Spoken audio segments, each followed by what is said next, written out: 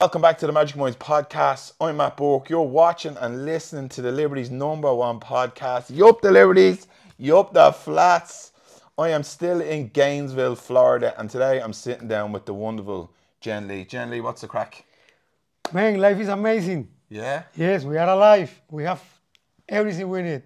So what else we can ask for? How many cells have we got in the body? Oh my goodness, we have 25 trillion cells working for us in this body.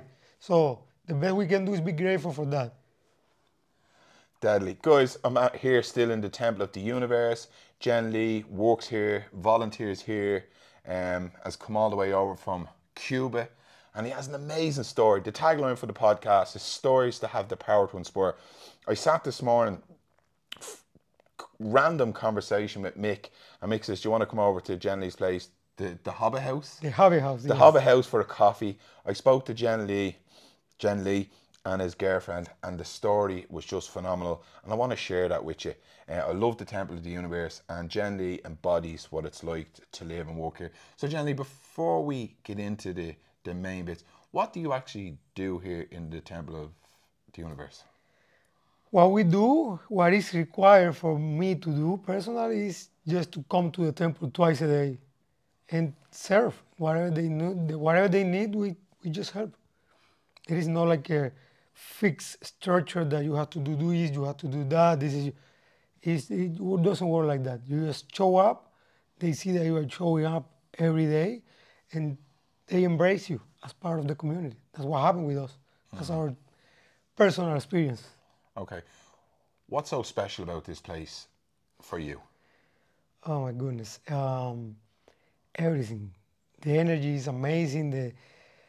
When we get here for the first time, everything feels different. Sometimes you don't have words for explaining other dimensions, experiences, but it's like, for me specifically, I felt like home. It's like magic. Magic. Yep. Would the magic be love? Do you feel that here? All the time. Yeah. Surrounded by nature, by an amazing community, and embrace for Mickey's teachings is like, it cannot be better, but it gets better every day. Yeah. So we still meet people from all countries that are beautiful souls, beautiful hearts, so it's better and better and better every day. It's an abundance. Yes, pure abundance. You haven't always been here in America. You've been here for a couple of years. Yeah. Is it okay to go back? Tell us about like early life for you. Where did you come from? Give us a little backstory. I'm from Cuba. I came to the United States 6 years ago. And before in Cuba, I was a teacher at the University of Havana for 10 years. I used to teach physical education. I graduated from the sport university there. And in Cuba, everything is about partying, having fun. There is no perspective about future. It's like a weird system there. And that was my whole life, just having fun and trying to make a living whichever way I could find. What's it like living in Cuba? What's the life for people like? Give us a little backstory what life is like in Cuba for people. Hard, difficult, challenging?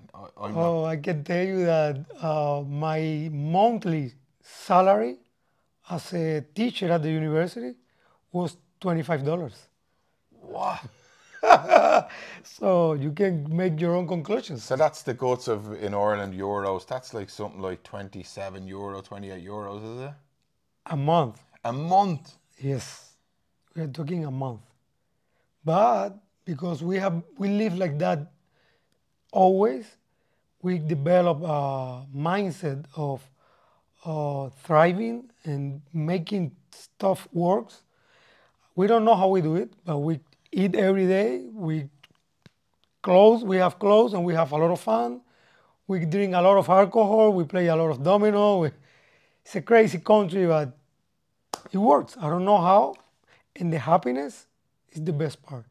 People don't have too much, but they're always smiling. If you go there, people want to invite you into their house, and you have to drink a coffee with them. You have to have meal with them. how do you, like, I'm trying to get my little brain around, how do you live off $25 a week? Like, Your brain is going you're, to explode. and my brain is very small, so, well, there won't be much blood on your walls. 20, like, is like your living arrangement, is that cheaper? The food cheaper? It's not cheap. We sometimes we sit and we try to understand how we make it happen, but there is not really I don't have a way to describe that. It's just that you are hustling all the time. And hustling. Did you have like side hustles and all? Yes, I used to have a cell phone repair shop for a couple of years. And also we have my mother-in-law. She used to live here in the US, and she would send us every other month like $100, and that will help us to balance a little bit, but that was us. Not everybody have a family outside, everybody have a side hustle or business or something, and they managed to live. Right. The government gave you like a ridiculous amount of food monthly, like 7 eggs, or that was before, now it's even worse. 7 eggs a month, a little bit for rice, oil, and basic stuff for the month. And people just find a way to sell stuff, do something to make something daily. Is there a huge crime rate in Cuba? A lot of people said that the safest country that they have been into is Cuba. It is not really danger, guns there, just the police. It's too difficult to find someone with guns, and it's very safe in that sense. Is there a big drug scene there? People do drugs? Or? There is drug there, but everything is super controlled, super duper. It's not like in other countries. Everything is restricted. Nothing get in. It's very restricted. So always they find a way to. The drug always find a way to get everywhere. But it's not like in other countries that you go in the street and people just, do you want this? No. Everything is like super high level. Yes, because if they catch you with anything, you go to jail right away. Yeah. Yes, in Cuba, you are guilty until someone proves the opposite. Yes. Yeah. Yes. It's how it works. What is the poverty from? Is that just because of the connection with America? Why is there so much poverty in? It's because we have a government that the regime is kind of communism, but it's something weird that they made up, and they control everything, and the rest of the population think that they are the best, and they have been for like 60 years now. So are you telling me there's a tier, like there's rich people, very rich people, and very, very poor people? There is the government, the elite of the government, and the rest. Even the people that work for the government, they are poor. Wow. Yeah, just a few. Okay, so there's a lot of poverty in it, and except for the government, they're living rich. Yeah. So the rest of people, why I'm asking these questions is that you have to learn how to survive, and you have to learn how to survive very quickly on very little. Yes. When I was a kid, I used to find wood for take home for my mom to cook inside the house, because there were a very rough period when the Soviet Union collapsed. They used to provide Cuba. When that happened, everything just stopped getting inside the country. So we had to do very creative ways to find daily stuff. I used to sell some stuff. My mom cooked stuff for me, tamales. It's a very Cuban thing. And I would drive to the beach with my father-in-law. I was like 8 years old, to sell tamales in the beach for tourists and people. And at night I would sell peanuts. My mom cooked them. We put in a little paper container. We sell it for 1 peso. So to paint the picture, when I went to Thailand, I've never been to Cuba, and there's people on the beach selling things so you're one of those people. I used to be when I was a kid. There was no other options. You have to keep going every day because there is no future, weekly plan, no, the daily. Survival. You have to move survival every day to find how to feed your family daily. My mom was trying to do that every day. Okay. Yeah. People may think when they listen to this, you going and having to hustle every day, it may sound from my Western brain that it sounds like a struggle. I'm not hearing that from you. Is that sound like as hard for you then? I was a kid. Yeah. For me, everything was fun. Yeah. Because people hear, oh, geez, there's no food, $25, blah, blah, blah. I'm not hearing that it was a complete hardship for you. For Is that? me, no, I was a. Maybe you ask my mother. My mother, she would say that was the worst time of my life. Okay, yeah. But for me, everything was a game. So I was always hungry because I was very active all day long, but everything was fun. I don't feel I can see now that was a struggle, but in that moment I just was having fun. You were just out there hustling, living your best Yeah, life. I don't even knew that I was hustling. I just was helping my mom. That was the deal. Yeah, but you're being creative and innovative Yeah, and putting food on the table. yeah. Brilliant. How did you get to college? And if you said you studied physical training, exercise, personal training, were you a personal trainer? Yeah, no personal trainer in Cuba. The education is free. Yeah. And we have a very good education system compared with other third world countries. We have a very good education system. And if you want to study, you can study. It's free, whatever you want. You have to study a lot to get approved for getting inside the university, and that's it. Okay. Yeah. So you decide, what age did you decide that you're going to go back and do some studying? Actually, when I was 14 years old, there was a kind of school that they take you from Monday to Friday to a rural area. You go to that school, just students and teachers the whole week, no parents. Yeah. They give you food, you study in the morning, and you go and work in the field and help the farmers in the afternoon, or vice versa. You go to school in the afternoon and work in the morning.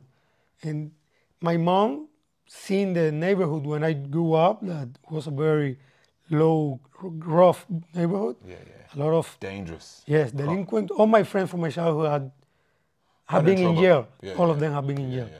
My mom, when she saw the pictures, she just took me and put me in that school, and my whole life changed. And you're too pretty for school or for prison. I don't know. I was heading there. He's too pretty for prison, isn't he? Yeah, too pretty. You're too good looking for prison. Oh, my God. You'll be bait there. I was not this pretty back then, believe me. I love your confidence. So your man, that's super cool. Your man decided, right, get you out here, send you to this school where you stay there. And did that change your life? Yes, for sure. Because the environment has an impact on the person you become so strong. Sometimes we don't know that, but the people that you surrounded by determine the person that you become. 100%. And when she put me there, I was suddenly in a school environment when everything is about having fun with your mates, right? But at the same time, your own classmate push you to study because everybody's like helping each other and in the same thing. There is not the outside world distracting you from school. So you want to stay there because it was fun. And it's the age that in Cuba sex and funny stuff start developing. So you want to be there. There is no parents saying, no, this is good, this is wrong. And then you want to stay there, you have to study and make your grades or keep going. So the mindset changed. Yeah. So then you got your qualification, your physical certificate for doing that. Then where did you go from there? What did you start doing? That school is like, we call it in Cuba pre-university study. Then you opt for going to the university. And then I apply and I get accepted. You have to do some physical test for your physical capability. And I start I have to go 1 year for the military. That's obligatory. And then I get to the sport universities. In that university, it's 5 years.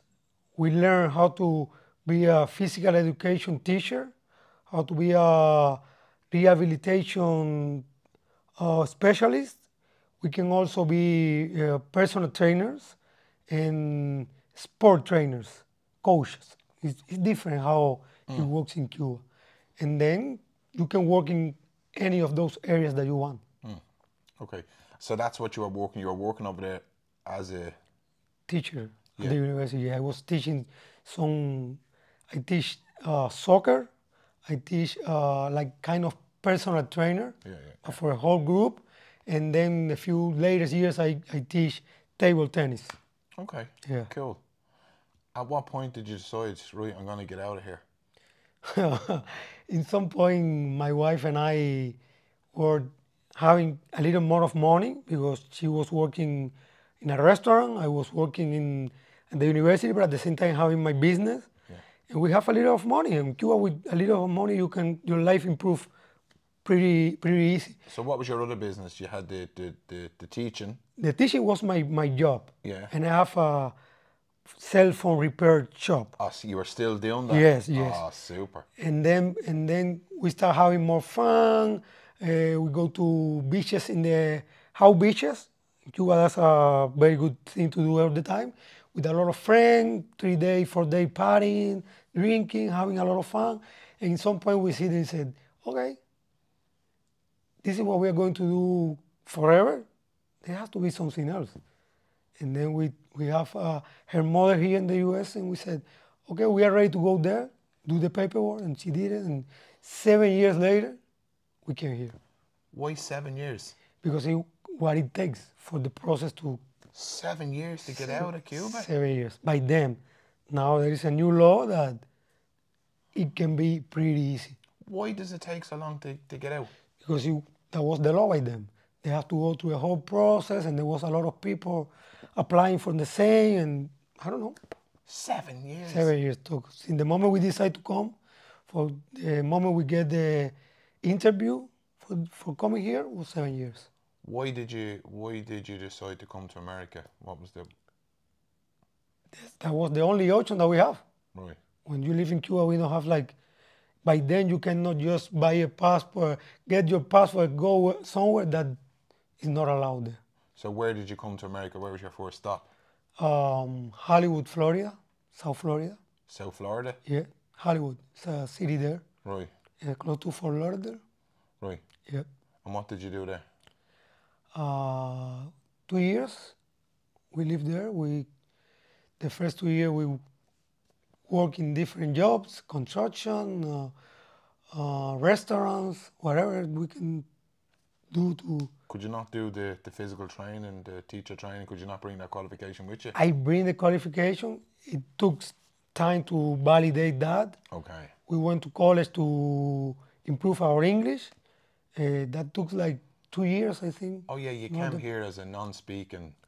We studied a little bit in Cuba, but when you get here, you don't understand nothing. It's just theory, what you learn there. When you get here and people start talking, you like have to my go accent. to school. You have to go to Cuba and you have to go to school and learn from a real American teacher and understand and listen. The accents and the way they pronounce words. Yeah, and, the phrases. Okay, so you came here, it took 7 years, and all of a sudden then you don't speak the language. So that was a challenge for you. And you need to wait for your qualifications to be switched over. Was that what you're saying? Yes. The plan was, when we came, we validate our certificate, and we would keep working as professional here. But that never happened. Why? Because life takes you to different crazy paths. It brings you to. So where did it bring you then? What was the? After a few months working in construction, I just read the book Rich Dad Poor Dad. And What's it called? Rich Dad Poor Dad for Robert Kiyosaki. It's a very popular. I've never heard it. Rich Dad. Reach that. Poor Dad. Reach that for that. Poor Dad. Reach that. Pour that. Yes. Okay, gotcha. And that book opened something in my mind when I realized how the system works, how much money you have to pay when you are working in a regular job. And what system, like as in the tax and the employee? Yes. Okay, the money system, the financial system in America? Yes. Okay. And I saw something that I said, oh, they took like 40% of your income even before you can put your hands in that money. And I said, no, I don't want this. I want to create some business for myself. And then I decided to start looking for a way to create my own business. And what was that? And then I follow Gary Vee, and I found that he has a show, a series in his Gary YouTube channel, Vee. yes, Yeah, yeah. about called Trash Talk, when he will go out for garage sales and buy stuff for pennies to sell on eBay. And then I start doing that. You spoke to me this morning, and you're probably not painting the picture as well. When you seen that, you were lit up with that, weren't you? When you seen that you could buy stuff and change it for money, you were like a kid. Yes, I was hungry. I was hungry for success. And then I saw that, and I was like, oh my God, this is so doable, so easy.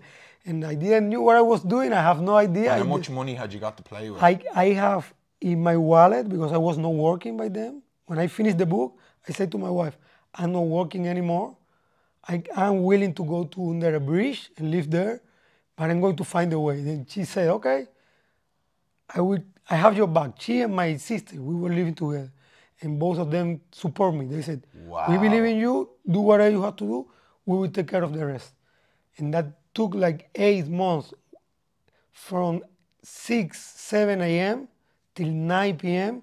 I was sitting in the computer listening to real estate courses and workshops and self-development, and listening to Gary Vee, Tony Robbins, Joe Dispenza, doing like 5 stuff at the same time. Wow. Until I get to that video, then I just said, oh my God, this is what I need, because I was studying so much, but I was not making any income. When you seen those series of videos, so I'm just trying to paint the picture, it was like the penny dropped for you.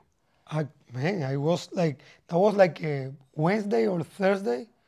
Next Saturday, I grabbed my wallet, $42, get in the road, not even knowing how to find the garage sales, and I just get out and start driving around my neighborhood.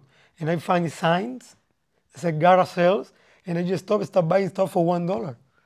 So you basically took what you did in Cuba with your ma, the peanuts, and that. In some way, that was there. Yes. You just brought that into America. You were just, how do I make this shit? The entrepreneur guy was there all the time. The $25 you got a month now, it became $42. How can I flip this $42? Yes. That's incredible. Yes. It's life. Life is amazing. We were at a talk the other night in the Temple of the Universe, and Mickey said it. Problems are the nectar of life. Yes.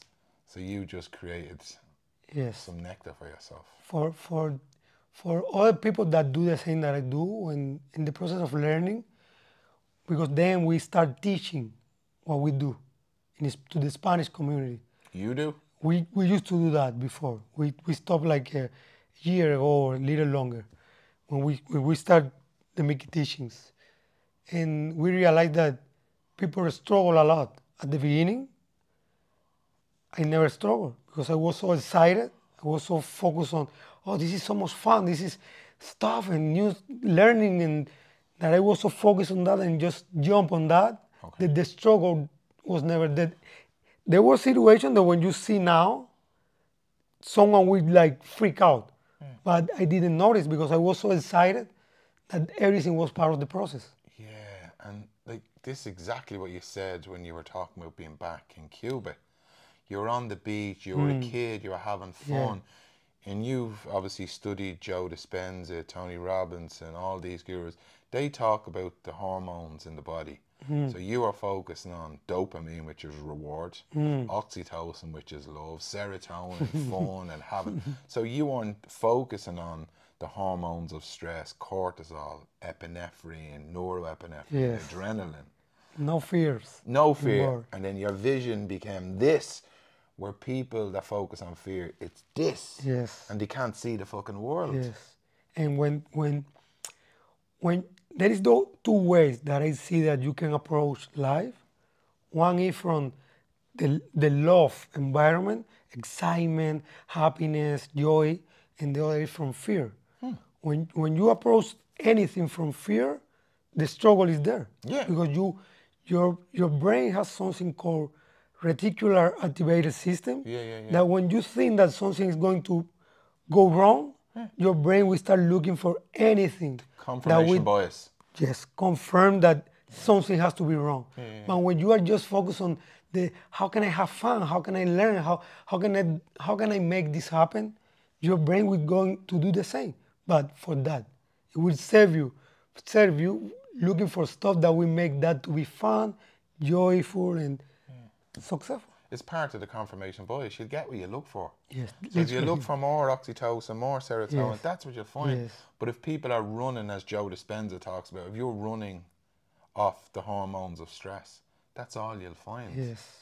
It's incredible, isn't it? Literally. So you start, you're $42, you start getting some products. Where did you go with it then? What did you start doing? I start buying stuff on garage sales. That was the beginning of the thing. Then you start creating relationships. You keep learning all the time from other people that have been doing the same for free on YouTube. You learn, and then you start going to other places like state sales. That's a thing here in the U.S. That when people die, the family inherit the house with everything inside, and the lawyer had to sell everything to split the profits between the relatives. Or when people get divorced because something went wrong, they just said the house had to be sold, everything had to be sold, and then they split and they hired companies to come in, value everything, and sell it. And we go to those sales and buy stuff, and we resell it on eBay. And then you also can go, we also have done, bought a storage unit in auction. We also go to auctions, live auctions, and stuff like that. Live auctions, Yes. storerooms. So you see those. They have them on the Shows. on on the shows. TV, I don't watch telly, but I remember them years ago. And you just like, you open up the garage and you go in, and it's fucking could be anything in there. Now you can do it online. Yeah, Pictures, you see and you bid. that's exciting. Yes, it's a lot of fun. A lot of fun. Yes. So do you have any, like, did you ever get any like big hits and like some The business? bags of shit? Like, Oh my God. I remember the relationships that we create with time. We met one guy that used to do live auctions for 30 years. live He used to auctions. buy, no online, live. Yeah. And he used to buy a lot of stuff, and he one time called us that he have a whole storage full of books, religious books. And he just gave us the books. He said, sell it and give me whatever you want. There was a lot of high value books. Another time I bought in an auction for $10. I won a whole 20 by 10 square feet unit full of books for $10. And we used to sell books on Amazon too. When we make the numbers and we scan all the books, the profit was around $11,000 What? net profit Fuck! for $10. Yeah. I'm delighted. Yeah, there's a few stories, funny stories like that. Yeah. Yeah, Any more? yeah. There's more. There is more. My first one that just get me super excited was like someone was closing an office, and I was on Facebook looking on Marketplace Facebook, and I saw that they were selling some equipment like printers, scanners, fax machines, and stuff. And I went there and I bought a few scanners for 3 scanners for $20 each. 2 of them I sold it on eBay for $280. The other one I sold it for $1,700, $1,700, and I paid $20. That's That was at the beginning of I was like, oh my God, it's so good. And that just keep like, inspiring me to keep going. and going yeah, and going. like I'm lit up here like a Christmas tree, and I'm so enamored. I'm so impressed by your wife and your sister. They supported you. Oh my God, that was. But I heard it from the start of your conversation. Family, fun.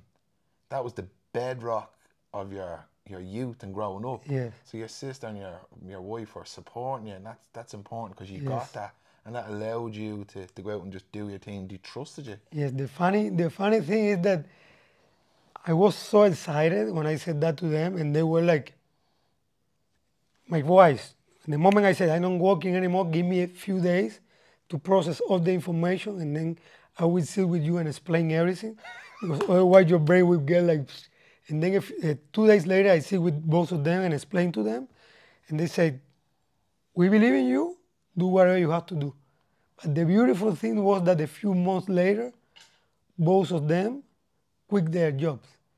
And we start working on the business, the three of us. Does your sister still work with you now? No, she just get married and moved to Texas. Oh, okay. But we live for the business like for 2 or 3 years together. Wow. And then we moved to Jacksonville 2 years later and keep moving. And Right. yes. That's incredible. I love it. So, here we are. We're in the Temple of the Universe. We're in Alachua. How do I say it? Alachua. Alachua. Sure, you're Cuban. You have better pronunciation than me. Alachua. Yeah. We're here in Alachua at the Temple of the Universe. How did you end up here? Give us the story. Oh my goodness. After we moved to Jacksonville, in all the process of Tony Robbins and stuff, I was going to some of his workshops. I met people. I get some of his courses, and I make very good friends in those courses that I take from Tony Robbins about how to make courses and take people's knowledge and create courses, stuff like that. And we met a very beautiful friend called Todd Ross. He's a Tony Robbins business coach. And we were planning on costumes our minivan and go in the road, start traveling around the country. And he called for my wife's birthday, and she just get divorced, sold his house, bought an RV, and was traveling around the country. And he was planning on coming to Florida to visit us. And when we tell him that we were planning to do the same, he said, "What? No. Just sell everything and come with me."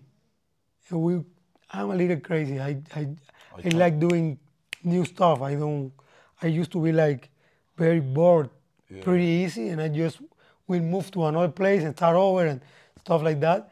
And we sold the whole business, everything that we have in the business, everything we have in the apartment that we was living by them, and went in the road with him for 6 months, traveling all the East Coast of the United States, and then to the West Coast. Doing what? Just traveling. Okay. And learning how to create the business of teaching what we were doing. Oh, gotcha. On eBay. That we launched a workshop. We get like 5 or 6 clients, but then we stopped doing it because I don't even remember what happened, that we didn't do it anymore. And then in the middle of the traveling, Todd asked me one day after an argument that we had about business and stuff, if I have read the Surrender Experiment. And I said, "No, I don't know what that is." And then I download the audiobook and I start listening to it, and I get in love. I went straight for 3 days, waking up at 5 a.m., putting the headphone, listening to the audio, crying. At 9 before going to bed, again, crying and crying for 3 days. Why do you think you cried? I don't know, man. Now I understand that there is more stuff that we don't feel, and we don't have access to those levels of subtle energies. I think that Mickey put a lot of energy when he's doing the audiobook that can touch you. Yeah, because when I go to the temple, I cry. When I listen to Mickey, I cry. That Shakti. Yeah, the Shakti. And when I sat with Amrit, Amrit from the book, I sat with him last week. Yeah. Same thing. It opened my heart. The Shakti just moved through me, man. It was like, fuck. It's what it is, man. It's another life. Yeah. The life full of love, the life full of beautiful energy. Yeah. And when you are open, that happens. And when I start listening to Mickey's teaching, I have been listening to Sadhguru. I don't know if you know Sadhguru. I do, yeah. For a few years, doing his work and meditating every day. I was ready for Mickey. I was open. Yeah. So that's what happened. So was that the path into it? Would you have regarded yourself as spiritual before you got the Surrender Experiment, or were you always kind of tipping away with it as a child or in your life? I was into the spiritual stuff like for a few years. Okay, just with Sadhguru. Yes, I started meditating with Joe Dispenza. Right, yeah. But I keep like something was missing. I keep looking, and then I get across to an interview with Sadhguru, and that guy just blew my mind. Okay. I saw interviews with high scholars in the universities all around the US, and I was like, everybody started asking questions, and he always had answers in different levels. And I was like, what the heck is this? And I started going deep and deep and deep, and I started doing the work. So you read this, or you listened to the Surrender Experiment. Were you in this area? You were in Jacksonville? I was in Ocala when I started. When the conversation happened, we were in Ocala, in the RB. But next day, we had to keep traveling. So we couldn't come. Right. We keep traveling for a few more months until I had to come back to South Florida for my citizenship interview. And then when I flew back to South Florida, the next day we came here to the temple to visit Mickey. Yeah. And then we have an amazing experience that day too. We get to the talk that he do on Mondays, and I asked a question, the last question of the night, and I couldn't speak when I raised my hand. Something is stuck here. Throat And chakra. I tried to talk with him, and he said, okay, I get it. I was crying and crying and crying. That stuck here. And I asked, how can I know when it's me and when it's not me? I didn't knew what I was asking, but now I understand when it's my ego and when it's not my ego. And he said, I understand. And then he started answering the question for What was the answer he gave you? The answer that he gave me was, you will know. Yeah. That's it. And then he started answering for everybody in the room. And then at the end of the talk, he laid his hand to me, and I just stand. I was crying, laying in my wife's belly, crying. And he just did this, and I just stand and walk to him, and he grabbed my hand and tell me something in my ear that changed my life forever. I end up here. What did he tell you? You are a beautiful soul. That was what he told me. Yeah, you are a beautiful soul. I don't even knew what that means, but something happened. You see beyond the physical. Yeah, I can see it. It's in your eyes. Definitely. Yeah. Definitely. We can see it. Can you see it in other people?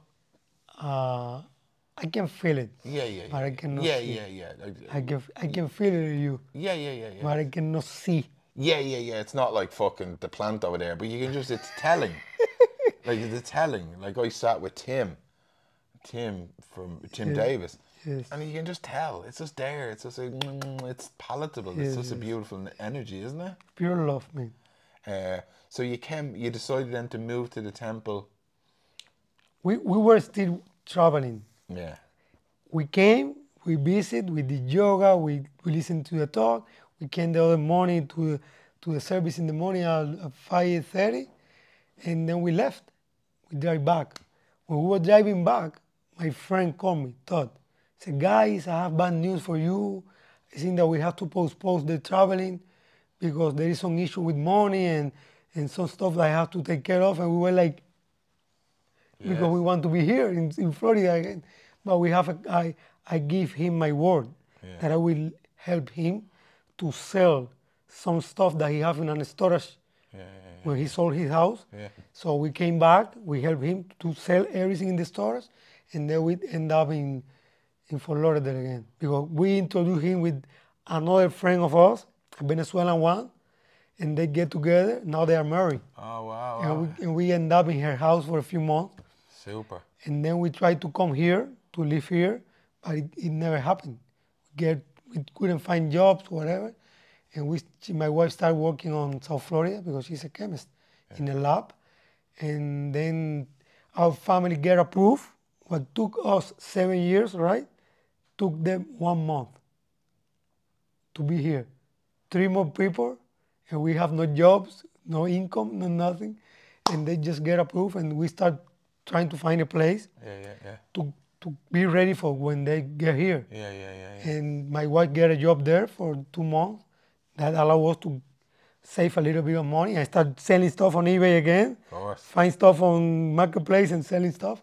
And God provide, man, life provide. I start finding stuff that was not usual to find. Like another business that was closing, and I bought like, I don't know, 7 laptops for $150 that then I sold like for $300. Super easy like that. And I started making a little bit of money, and we tried to find a place there, and that never happened.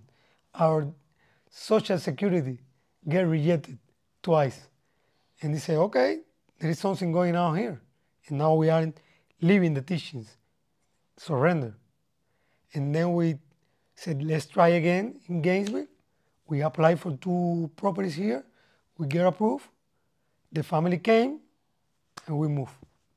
Since then, my wife applied for a job here.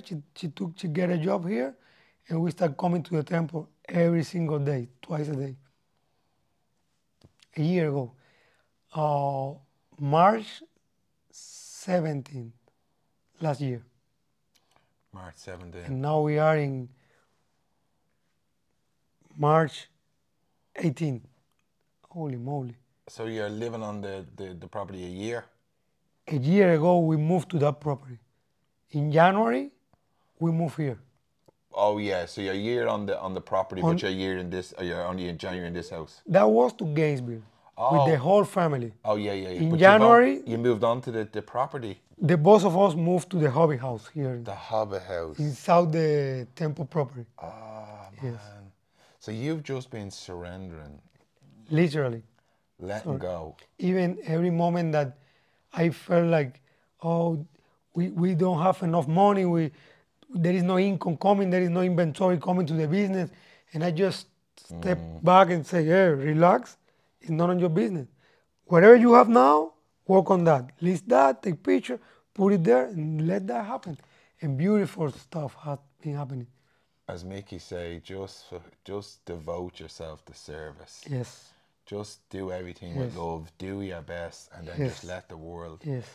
That's with energy, isn't it? When you put love into something, it's the intention. Love, not lack and scarcity and I'm not good enough, because that just breeds the same energy, doesn't it? I think that is a little deeper than that. When you try to understand or assign a shape to the thing, to life, in some level, you are putting your personal self there. But in the moment that you said, it just surrender and let life happen, and don't try to understand or figure it out, or if I do this, this will happen. If I surrender, the possibility will be, that's still you. But when you said, I don't care, I'm just going to show up and do my best every single day, I don't care what happened, magic happened. So you're just saying, you're living what Mickey said to you. You'll know. You now know. When he says you'll know, what's the difference between you and your ego? Is that what you're saying? Yes. Now you know. Now I know. And it's that. Yes. Yeah, or just let that go. If I'm doing something, I'm doing something. I'm doing something, I'm trying to get somewhere, to achieve something, to become something. That's me. My ego. But when I'm just wake up and say, okay, what I have to do today? Take picture of these items, list it on eBay, and see what happens after that. I wake up, I go to the temple. Someone told me that this guy is going to his country tomorrow, and I feel that they are beautiful people. And I say, okay, can I have you in my home to have a cappuccino? And the plan changed, and I just adjust. I spend my money with you. We have a good connection. We met each other. We have coffee, beautiful conversation. Then you leave. I work in my business. 2 hours later. But I didn't do it. It just happened. Wow. And that's an everyday thing here. what wisdom can we give the people from your journey, like from selling peanuts on the beach to getting out of Cuba to America? What advice do you give to people if they're looking to start a business or go on a journey? What? That's a tough one. If I see the whole conversation now, right? Everything that was happening all the time, I was not doing it when I was a kid. I was just having fun. Okay, I see that too. Every moment of my life that I was trying to do something, like learning a lot of stuff from all the gurus and teachers about businesses, I was struggling. Yeah. I was suffering because I supposed to be here. I deserve this. I want this. Ego. And I'm not there. Ego. And that makes you struggle. But when you understand that life has been happening before you were here, and it will keep happening after you are gone, you realize that you have to do nothing.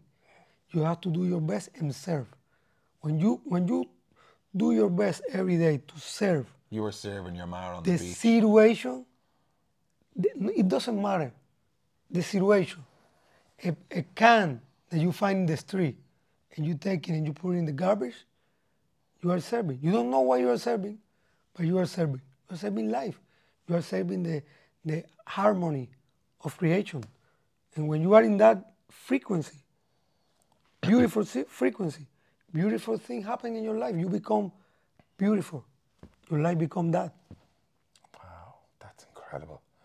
What I meant was when you were serving your mom, when you were like getting the peanuts, you were serving her, you were trying to make her life easier, you were going out having fun. You didn't have a guru back then. No. No, you were the guru. Life was, I just was being the leaf that is blown from the earth. Yeah, you were just a leaf blowing Yeah, in the air. yes, wherever I had to go. Tamales today, let's go and sell tamales. Oh, I had to peanut, let's go and sell some peanuts in the... And then when you got to America, you kind of let that go for a bit and you start following gurus, sadhus. We forget. Yeah. We forget. And then you realise, fuck, I already have the knowledge, I already have the skills, I already have that intrinsic drive inside me. I just have to trust that. I don't know, man, it happens. It happens. The beautiful is that in the moment, it's like we are always in delay. Life is happening and we are always behind.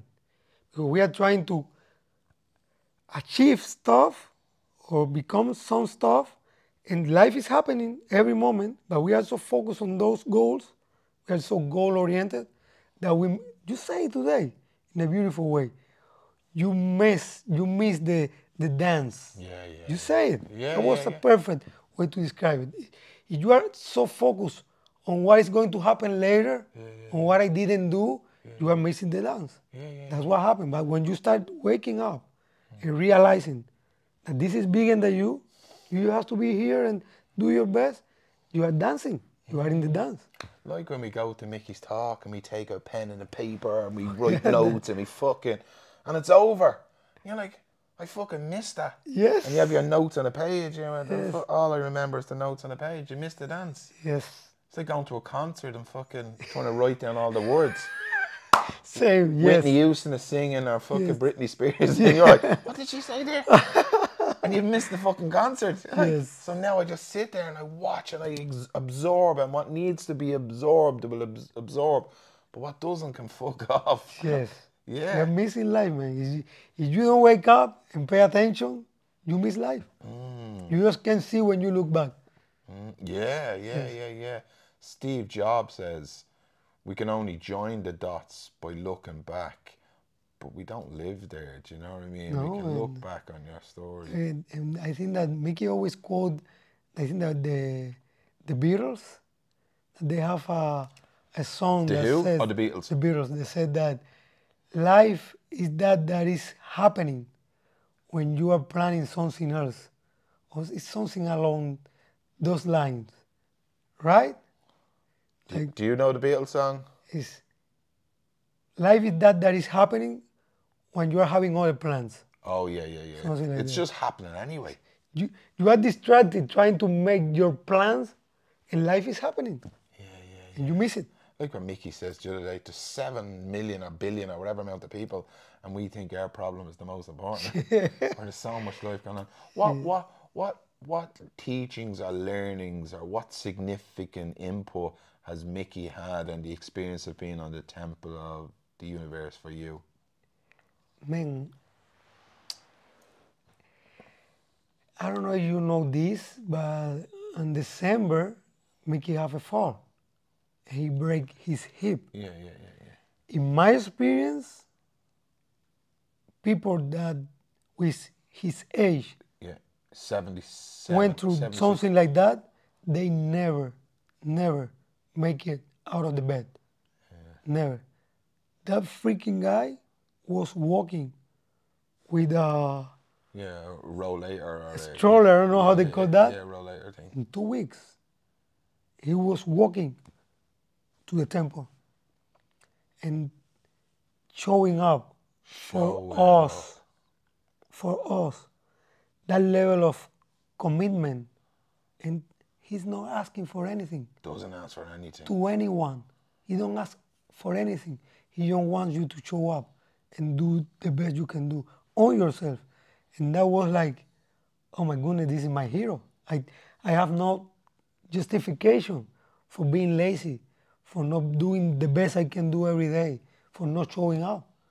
That just hit me in my core. Yeah. So I consider myself to have a good work ethic and I work hard.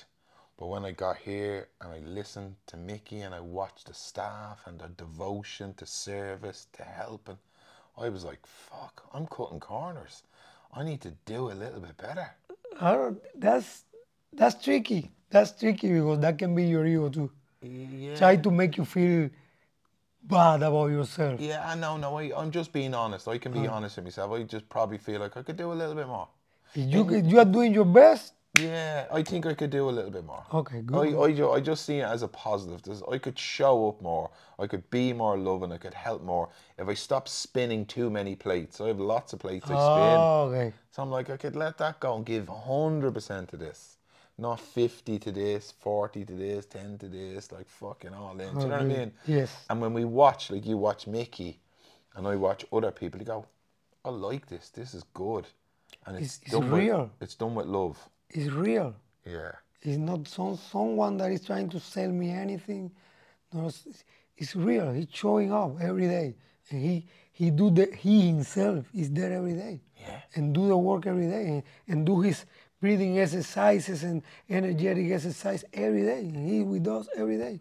So, who am I to not do it? Yeah. If I'm far away from his spiritual speaking. So I want to be there, I have to show up. You have to show up. Yeah. Do you have any plans for the future? Or are you just going to do what you normally do? Just one plan. What's the plan?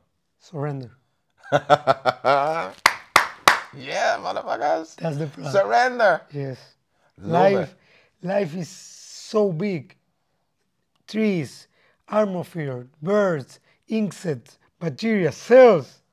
And it has been happening 25 trillion. without you. So what is the plan that you can do when life have everything under control perfectly? Yeah, man. Ugh. There's a question I ask at the end of all my interviews, and it is, what's the one thing you would like people to take away after listening to this interview? The one thing people can take. Well, it doesn't have to be one. It could be a couple things. What would you like after they listen to this interview and hear your story, which was from a beach in Cuba selling peanuts and the fruit and helping your mom and playing and your family? What would you love them to take away? Because it's a beautiful story. Be freaking truly honest with yourself. All the time. All the time. Yeah, I love it. Small things are important. Be honest. And if you are honest, you will know where you are. And you will know what you have to let go of.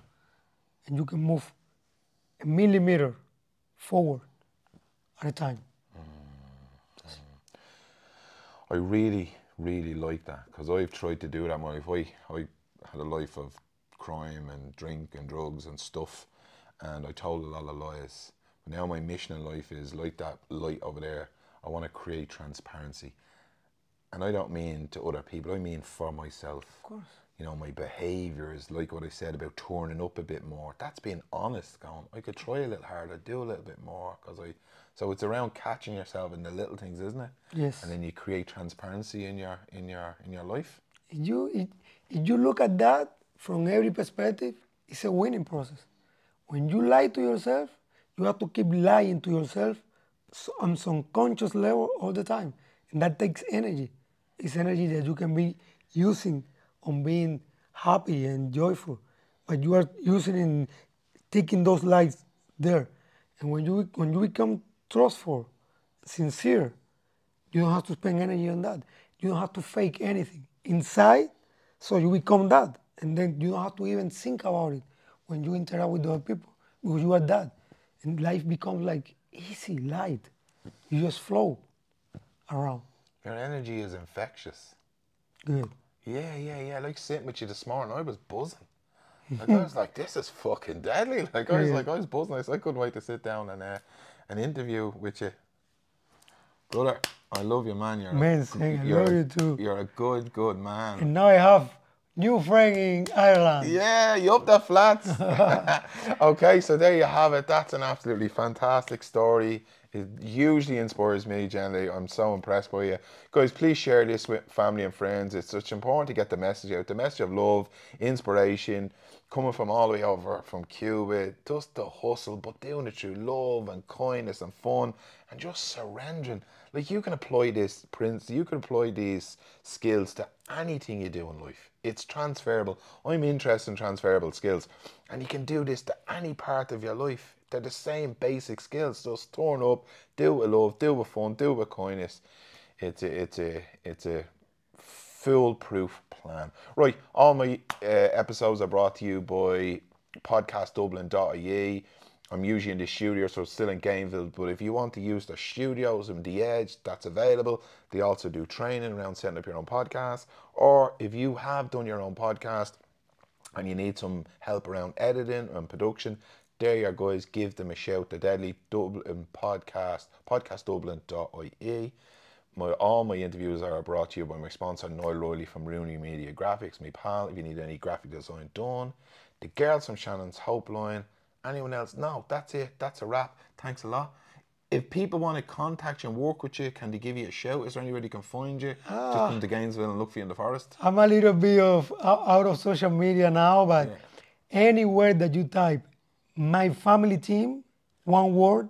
My family team. My face and my wife's face will show up for sure. Yeah? Anyway. My family team, sure, I'll add some details at all the show notes. So that's a wrap. This is my last interview in Gainesville. It's been a pleasure. The Temple of the Universe. You up the flats. Mind your little self. Take care. Bye-bye.